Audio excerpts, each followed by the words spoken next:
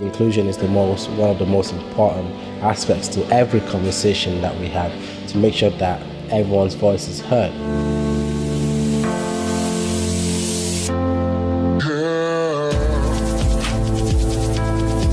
Diversity for me is togetherness, collaboration and mutual benefit in the face of difference. Too often difference only means more difference. So diversity means to me the ability for different people from different backgrounds to share their knowledge with each other. So what diversity means to me is just giving people equal opportunities. I've always been really passionate about bringing different art forms and bringing different creatives together. The energy when you do achieve that is beautiful. Diversity in thought, diversity in education, diversity in work, diversity in wealth. So we are inclusive of all people from different backgrounds. However, we don't let dogma get in the way of progression and evolution of the human race. Everything that we make or we design is made from our own head, and if it's only coming from one group of people, then it's not really reflective of what could be and what's possible. I think inclusion is the process and the method of obtaining this togetherness in the face of this difference. It involves, breaking down political, social,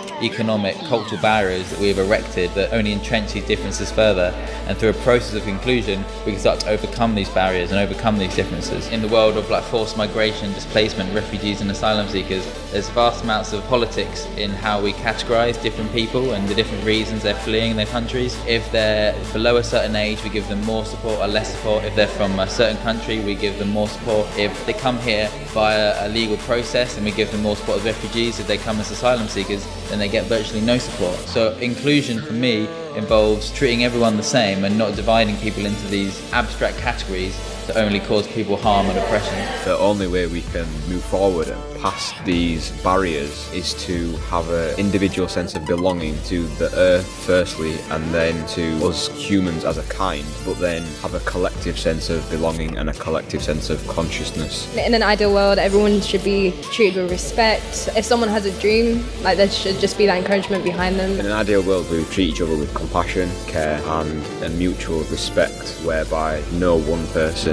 is perceived as more important. We will treat each other based on interest, based on how we perceive ourselves. We will treat each other with love and more love and some extra love on top of that love.